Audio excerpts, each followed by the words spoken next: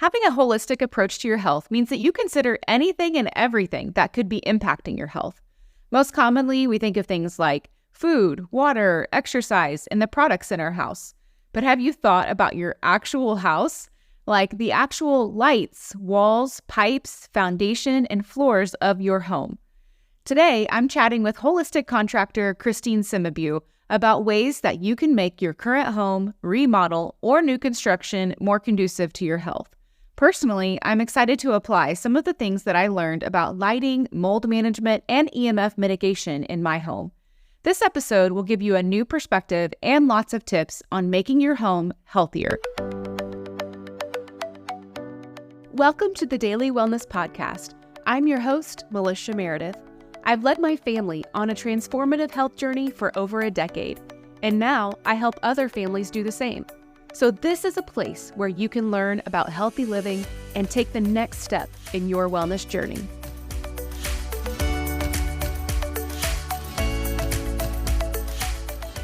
Hey, Christine, thanks for joining the Daily Wellness Podcast. Hi, I am so excited to be here. I cannot wait to share all things healthy home. Yeah, I know. When I saw your social media stuff, I was like, I love what this lady is doing. Like, this is such a unique space to be in and such a needed service. Like, I'm very excited to share with everybody what you're doing because I think it's going to be pretty eye-opening. But you guys, as a family, just took on a pretty big project with a new house. Is that right? Yes. So I'm a licensed contractor here in Southern California. And so we have just recently taken on a big project of renovating an older home, 1960s home. And we are, gutting the thing and trying to make it our dream healthy home. Yeah. Since this is kind of what you do for a living, is it like exciting to do it for yourself and get to make all the decisions? It is, but it's also much harder because there's so many decisions to make. But we've been through this process a couple of times before. So, I'm pretty familiar with it now. I think what I actually want for our home. So it's exciting, but a little bit stressful at the same time. I'm sure your kids are getting excited, though, to see this kind of new space coming alive. Yes. Yeah, definitely. We'll be closer to family and all of those great things that come with creating our new home. Yeah. So why don't you kind of explain what your specialty is and then how you got there? Yeah. So my background has always been in construction, and over 10 years ago, back in 2012, is when I purchased my very first property, and it was intended to be a rental, and we knew we were going to renovate it. And that turned out to be a blessing in disguise because when we went to purchase the home, we had all of our typical home inspections and walkthroughs and did all of that. But what we then discovered when we went to go renovate the kitchen and take out the drywall and the cabinetry was that the kitchen was actually covered floor to ceiling with mold everywhere. And there was no visible evidence of it. Something had come up in the home inspection, but it was just like a small amount under the kitchen sink. And so we were just floored on how could this happen? Like we don't see any of this in the kitchen, but it was completely behind the walls. And it turns out it was from a second story toilet that had just been leaking over time. So that was a challenge, but that's what really had opened my eyes. I had already had the construction knowledge, but really just seeing how unsupported people are in the home buying process and the catastrophes that can happen in construction. And so I've kind of been in the underbelly, so to speak, of the construction industry and seeing the good and the bad of residential construction. And so I am on a mission just to make sure that people, homeowners, home buyers, renovators, that they know what to look for, how to spot red flags, how to actually create a healthy home and have conversations with their contractor. Yeah. So why don't you kind of go over some of the specific services that you offer, because I think that's going to give us insight into things to think about and also why this even needs to be a service. You know what I mean? Like, why is what you do important? So can you kind of go through some of the services that you offer people? I'm a bit unique in that I'm a holistic contractor, and a lot of people will tell me, well, what is that? I've never heard of that. That's right. There's just not many people out there focusing on creating healthy homes. Right. So I am a licensed contractor here in Southern California. So in addition to building homes here locally, I am also a construction consultant for new builds and renovations all over the U.S. So that is most successful when it's implemented early, right? You want to create a team, a support system. You do not blindly want to renovate or build your home and then just be relying on the construction contractor's guidance. So your architect, your designer, your contractor, your construction consultant, all together as a team with the same end goal to create a healthy home. And that needs to really happen in those planning stages, because you do not want to be mid-construction on your project and start talking to your contractor about, well, would like to implement this change or add a drain here, or what's the plan for waterproofing in the bathroom. So having those conversations up front are really important. So I do offer my services one-on-one in rare cases, but I do try my best to also offer masterminds and classes where we can be together for extended periods of times and really get into depth on what it takes to create a healthy home. So you really offer services to people at multiple points along their journey, whether they're building a new home, remodeling parts of their home, or just want someone's kind of like outside opinion on, this is my house, what can I do like to make it healthier?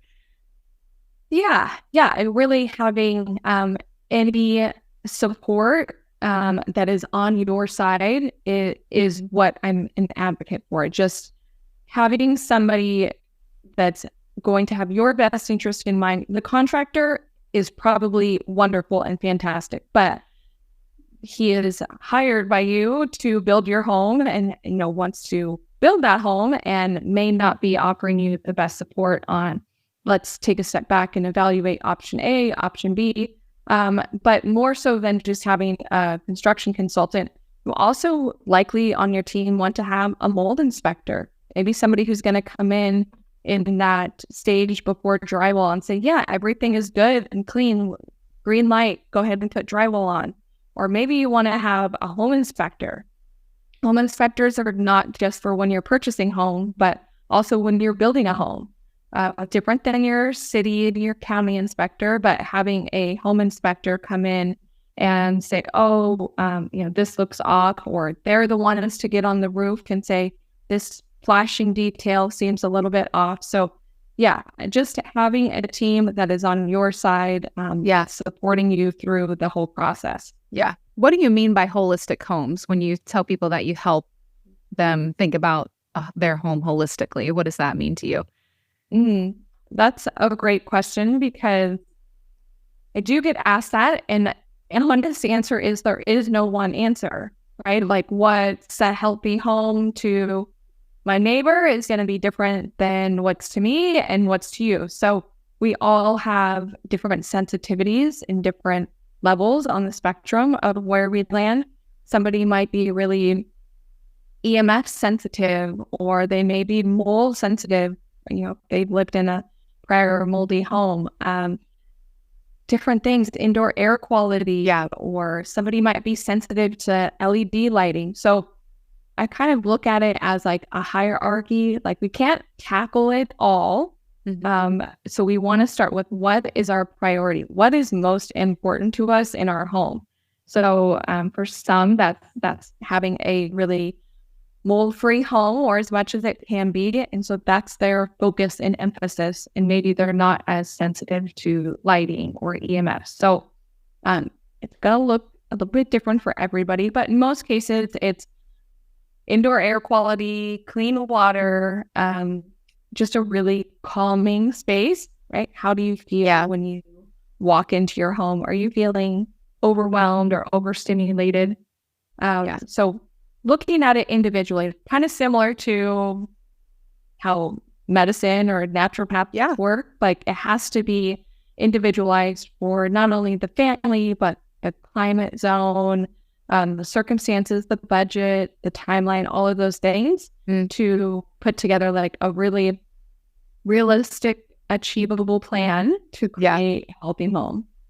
Yeah, I love that. Because as you're mentioning some of those specific things, I'm thinking, well, contractors, when they're generally building a home, in my experience, they're thinking about materials, and you might get a choice of materials from like a design perspective, but maybe not from a health perspective, right? So this material might be the healthiest option. This would be kind of a medium, and this is like the least healthy. People aren't generally thinking of their building materials in that way. So, or even the design and how that could be healthy or not healthy for you.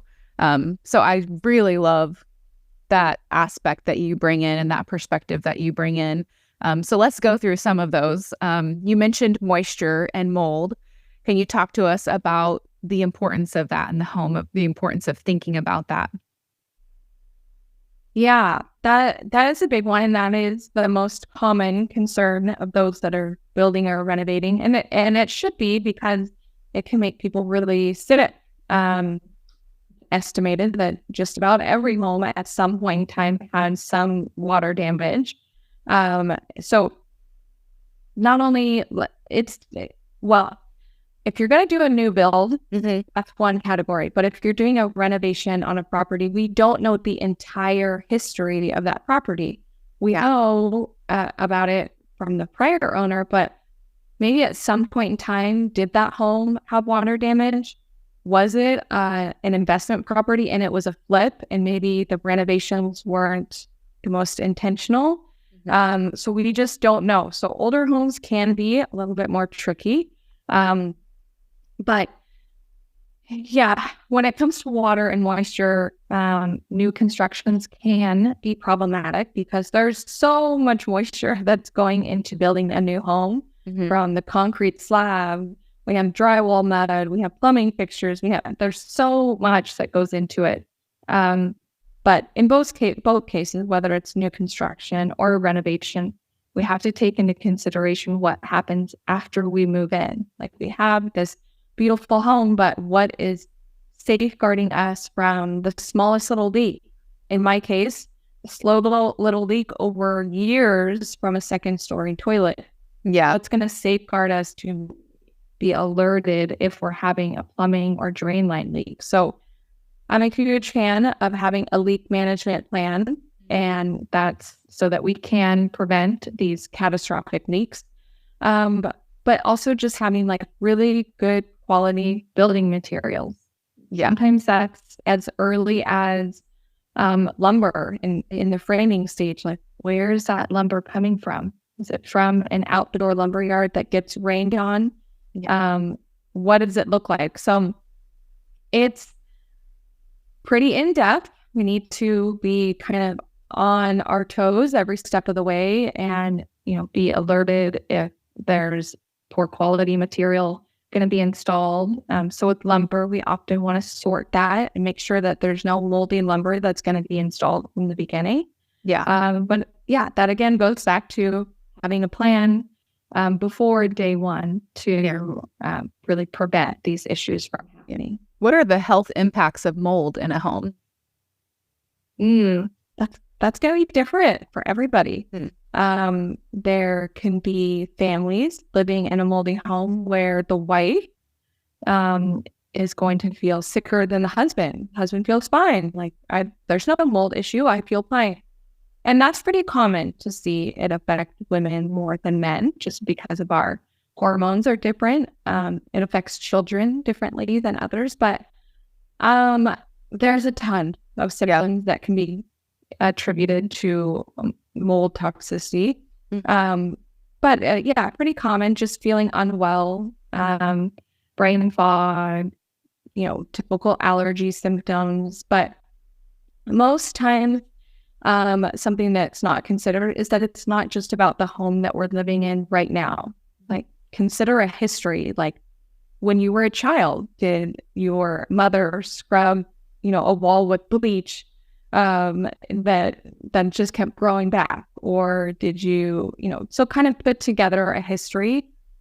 Did you live in like a moldy dorm room when you were in college? So it's not just about our exposure right now. It is a compounding effect when it comes to mold illness from homes that, there's a history there. Yeah. So you help people look at moisture problems for sure.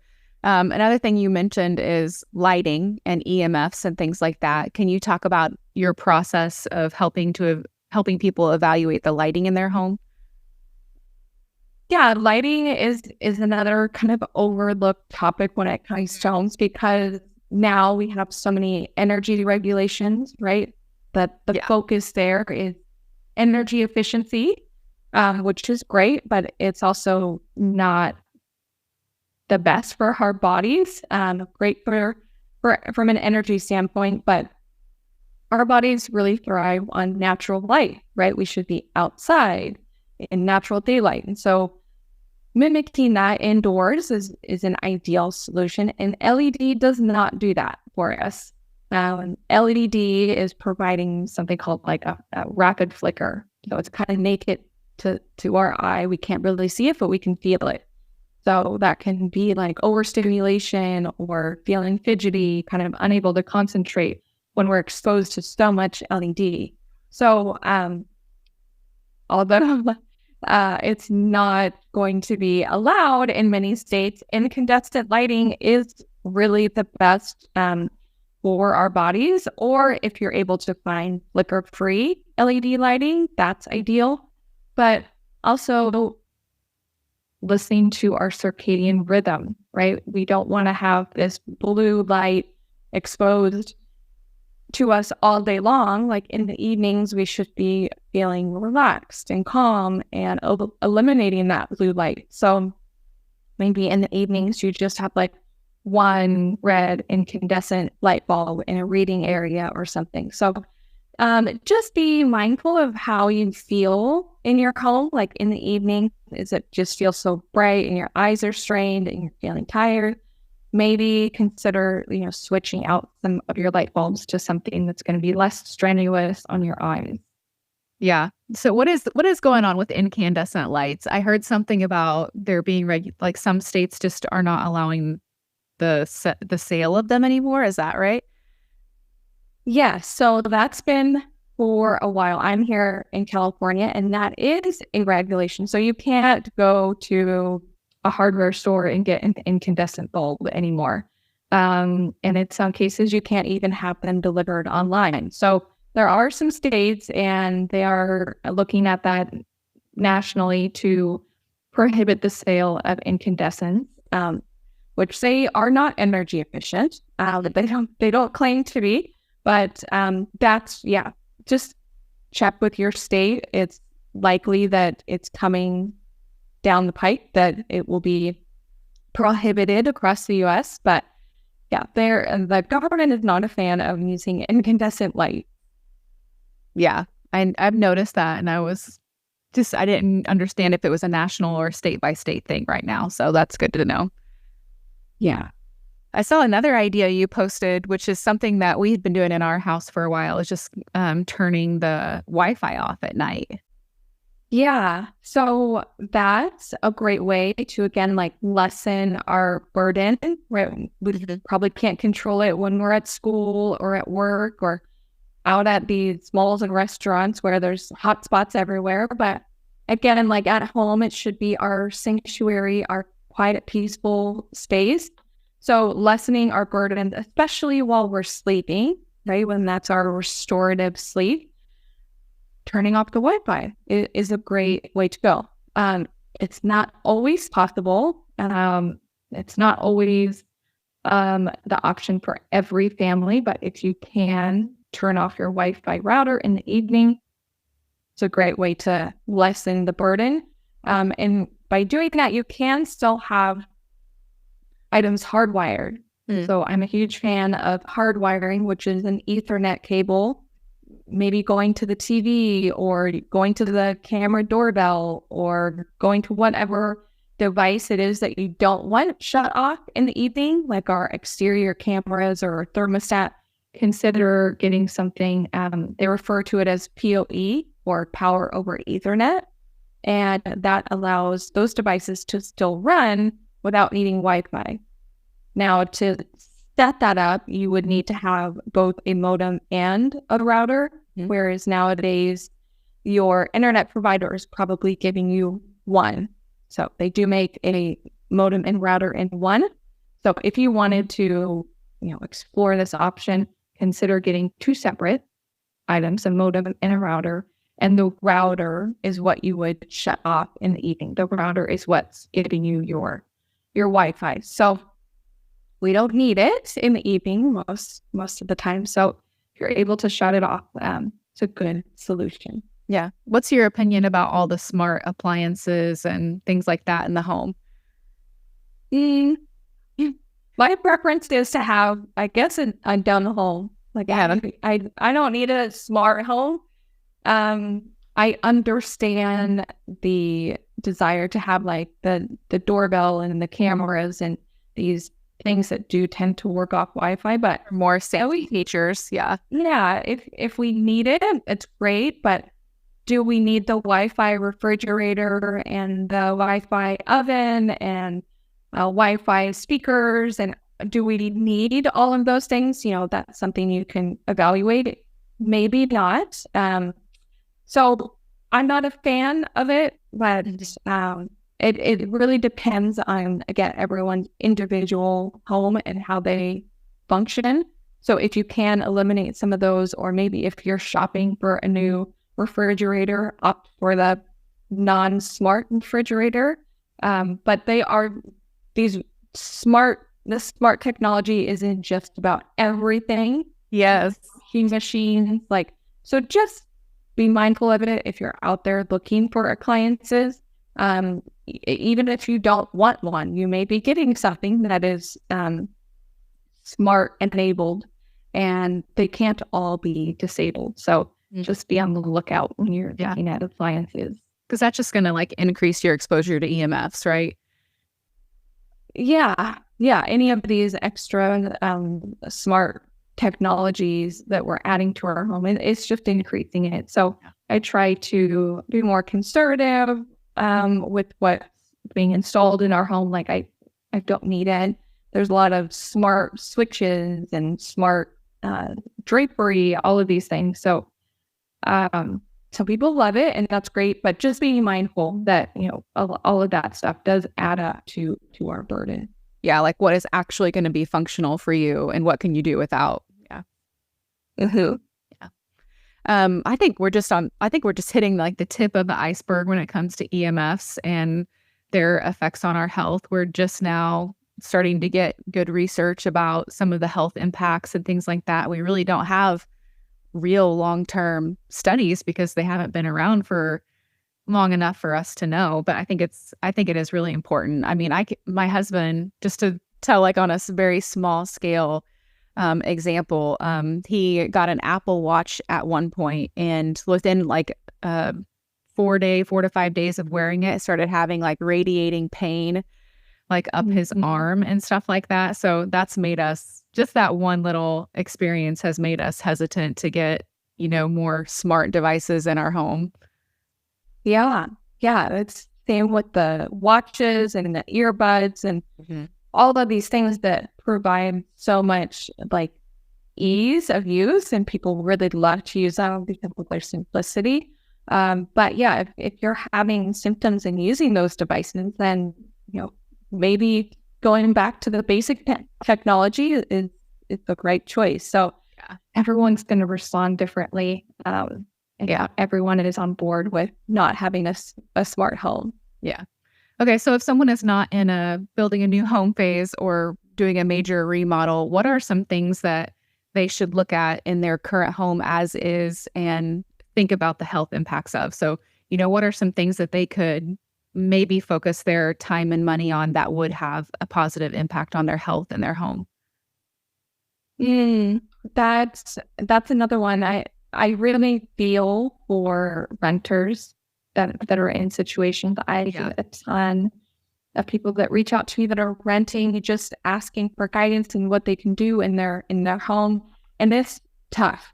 Being a renter is one of the toughest situations to be in if you're struggling with your health and feel like your home is causing everything to that. Yeah. Because in some cases, it's going to depend on your lease, right? There's terms in those leases, and some of them I've read will say like the tenant may not do any testing of any kind. So they just be mindful of what's in your lease. Always start there, what you can and can't do. But understandably, you don't want to invest a ton of money into upgrades or improvements to these homes because they're not yours. And in some cases, you're not allowed to do any improvements. So yeah, renting is tough. But if you are a homeowner and not doing a renovation or a new build and just want to kind of spot some red flags or be on the lookout, again, having a leak management plan is a great idea, even if you're not doing upgrades. Something as simple as doing like little leak detecting devices under all of your sinks or behind your refrigerator where the ice maker connection is, or your washing machine, like being alerted of a leak beforehand, before it gets catastrophic is a great idea. Same thing with like plumbing lines, drain lines, but also home maintenance. Our homes tend to be more neglected than our cars. Like we'll take that for a car wash or an oil change the moment the light comes on, but our homes require so much maintenance, right? Especially when we're transitioning from warmer weather to cooler weather. Like, are your rain gutters functioning properly? Have you serviced your air handler, your HVAC? So much stuff. And just being on the lookout for leaks or anything that's not functioning properly. Those windows, do they have caulking around them? And are they leaking, come a rainy season? So being prepared for every season, really taking great care of your home and being on the lookout for leaks. Having a moisture meter in your toolbox is a great tool to have. Do you think like, hey, I think something might be going on behind this wall? I don't know, there might be water or moisture behind there. Having a moisture meter can be a tool to check that out. Now, if anyone suspects that they might have a significant issue in their home, I wouldn't recommend going around and poking walls and kind of investigating yourself. You really should have a mold inspector do that kind of work. But if you are just wanting to maintain your home and maybe spot any red flags, moisture meter or even like thermal camera can be helpful in some cases. But yeah, having your roof looked at, having your chimney swept annually and inspected, taking a look at your foundation, your rain gutters, all of that is going to really help you just maintain your home and prevent some like major issues. Yeah. One more quick one that I'm just curious about. What about flooring in your home? Is that something that I'm sure that's something that you think about when you're thinking about materials for a home, but like in a current home for a homeowner that may be thinking about replacing some flooring at some point, there are different health aspects to that, right? That we should consider. Yeah, flooring is a big topic of discussion because it's covering your entire home, right? Carpet is probably going to be the least ideal just because it does hold on to allergens and dander and mold spores, and it's just kind of a pain to maintain and clean every day. So hard surfaces are going to be more forgiving. But an aspect to all of this is we need to know what our subfloor is doing. So if we have a slab foundation, what's going on with that slab? Is there a vapor barrier underneath the slab before it was poured? Or in my case, where I'm renovating an older home, there's no vapor barrier. So I need to plan accordingly that moisture is going to be continually being emitted up through my slab. So can I go and glue down some, hardwood flooring? No, that would be a bad idea. I need to allow for that moisture to be wicked away and not be trapping moisture, or that can be an issue. So same applies if you're doing LVP. There's different options to be mindful of. LVP, a luxury vinyl plate. There's different cores, there's different wear layers, there's resins, there's composites, a lot of things making up these vinyl planks. So there are non-toxic flooring solutions, but I'm most concerned about what the underlayment is. So we can have a really great non-toxic floor, but are we having issues below it, trapping moisture and creating an issue there? So we have to look at all of the layers, pun intended, looking at all the things, what's going on into our flooring, and making sure that what we are specifying and installing is going to work with our home, right? If it's an older home, we have to be especially careful with what the existing condition is. Yeah. Well, thank you so much for bringing all this to light. We get moisture, like foundation issues, house maintenance, lighting, flooring, I know paint and windows, like all the things. I just think that it's not thought of enough how much all of these things impact our health. And I know that our home is really, it's a place where we spend so much time. I mean, and so if we can be having some health symptoms, and kind of not understanding why, and this could be part of the reason for some of our poor health conditions is our home, right? Yeah, exactly. Yeah. All right. I have 3 fun questions before we wrap up, if that's okay with you. Sure. And the first one is, what is your favorite way to de-stress? To de-stress. As a working mama. Work and ton. Yeah. I just love being with my kids. We do technically homeschool our kids, although I have a ton of help from our community. So I just love being home with them in the evening and just not having my phone around me. That's probably my favorite way to de-stress. Yeah, I love that. And what's your favorite go-to drink in the mornings? So maybe surprisingly, I don't drink any caffeine. I'm not a caffeine person. So I do really love like decaf coffee. Yeah. I just like the taste of it. And it is warm. So yeah, I will usually just drink decaf coffee, and I love having that every morning. Love it. The third final question for you is, who would you love to see as a guest on the Daily Wellness Podcast? Oh, there's a lot. I mean, my choices are all going to be in the healthy building sphere. There's a ton. I love PJ Harlow with what she's doing just with mold awareness. She's a huge support in that aspect. There's some really great just quality builders, right? Like contractors. Good contractors are just kind of hard to come across. So there's some that are just really great. Anybody in the building space, material suppliers. There's some really great naturopaths and holistic practitioners that are helping people affected by mold. Some of my favorites are Dr. Jess. She has some great stuff. There's Mary Darnell, Healing Cave Lady. She does a lot of great stuff just with supporting people with mold. 10. It might be fun to have someone that makes some of that non-toxic building materials come and talk about, why they do that and how they do that. Yeah. And there's still a ton of those suppliers out there, and they do tend to be smaller. So it's difficult to kind of navigate to find some good building materials, but there are some great suppliers out there. Yeah. Thank you so much for what you do. Honestly, I think that what you're doing is really needed and awesome. I am enjoying learning from you, and I'm just happy that we got to help encourage and kind of educate some more people about having a holistic, healthy home today. Thanks for your time. Yeah, thank you.